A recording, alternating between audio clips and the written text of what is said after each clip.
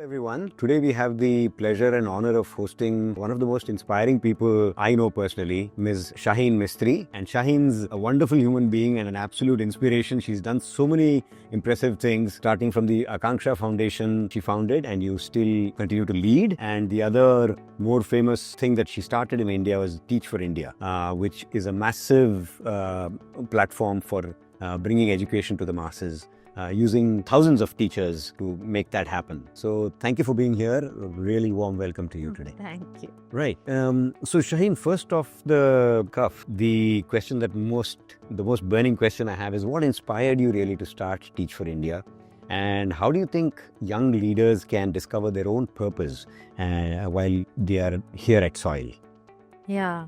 So I love children and I believe a lot in children, and I believe that the kind of education children get today builds the India and the world of tomorrow. So Teach for India was really inspired by bringing and building a movement of leaders to be able to give every child an excellent education. And that's what we really set out to do. And that inspiration came from starting Akanksha many years before, where I worked directly with kids and saw the power and potential of children. If I may, sort of a follow-up question, what was the spark for Akanksha? Was there a spark? Was there a moment, something that triggered this and woke this up in you? The actual spark was just visiting India and being at a traffic light, and a few kids begging ran up to my taxi that day, and I just questioned why I was going back. I was at Tufts University at the time, and so in that moment decided to drop out of university and do something for children in India. But like with any spark, I think there are many dots that connected before that led to that moment. Of course, but that was quite a change moment. You suddenly dropped everything. Abandoned a life that was completely charting a different course to do this. Yeah. Amazing. So, do you think there's some way that students at SOIL can discover their purpose? I think the most important purpose of education and university is to discover your purpose. And I think for me, it came from a lot of exposure and from volunteering. And I think for SOIL students, whatever they're interested in, if they can immerse themselves in many different things, many different ideas, and take small actions, I think they will slowly uncover and discover their purpose. Could I ask you what motivated you to be part of SOIL's board and sort of support Anil's vision for building a different kind of institution? Yeah, I think the answer is a little bit embedded in what you said. I believe a lot in Anil's vision for higher education. I think that higher education cannot just be materialistic and about the compensation you'll get when you graduate. That's an important component of it. Yeah. But I think higher education shapes you into a person who can truly identify, find purpose, help others, make the world better, while enabling you to sort of live the life of your choice.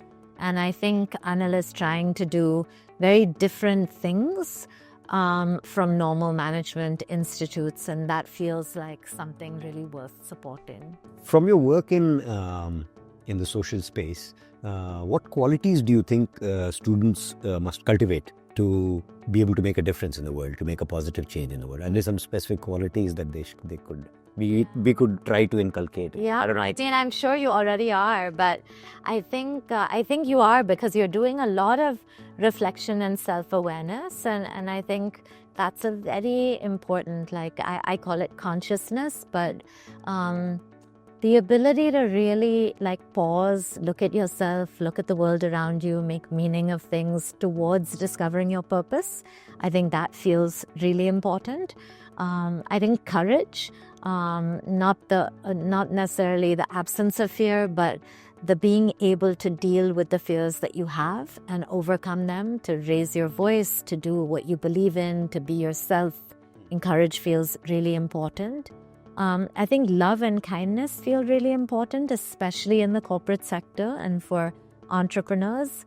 Not just the outcomes that you're going to drive, but the journey that you're going to take, the way you're going to treat your teams, right, the way you look after your families along the way. So I think love and kindness feels really important. So these are some of the values that I think. But I think even holding the question, what values do I want? What do I want to stand for? And am I practicing that every day? That question feels really important. Right.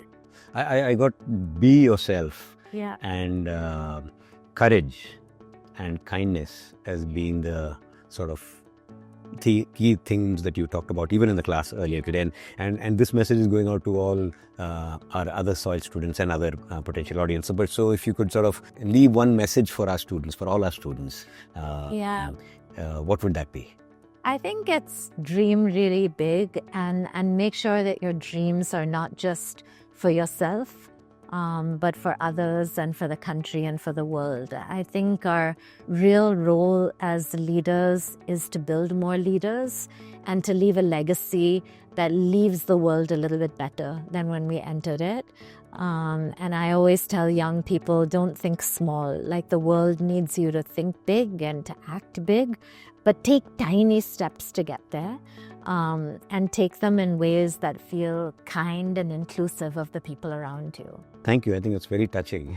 It's lovely to hear people talk about stuff more than just the need to earn more and do well in life. And I mean, I think ultimately, like, most people realize at some point that that's not sufficient. It's not that it's not necessary. It is necessary to earn a certain amount and look after your family and your needs, but it's not sufficient. And I think all the people who I look up to have discovered that at some point, that it's really in focusing beyond yourself that you're able to get what you need to be truly happy and feel like you've lived a meaningful life. Completely agree with that. I mean, my last question really to you is, if you look at Gen Z today, young people, Gen Z and the generation following that, do you feel inspired? Do you see hope? And what role do you think they are playing and hopefully will play, that they should be playing, to make the world a more equitable and better? I mean, I am so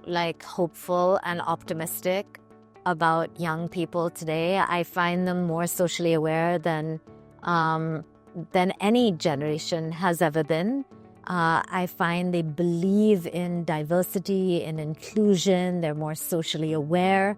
I think the one thing that I would want them to do is not shy away from challenge and discomfort.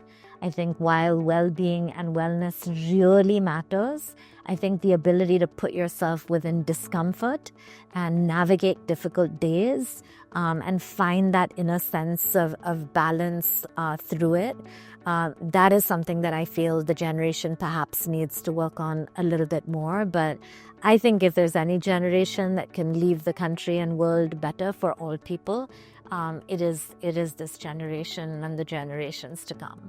Wonderful. So refreshing to hear you say that, because most people our age have this attitude of, kids, the younger generation is a different.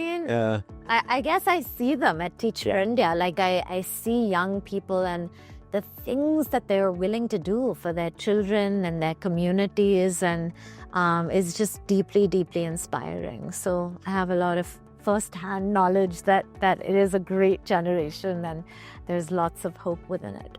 Thank you so much. That leaves us with a lot of hope for the future. Thank you. Thank you.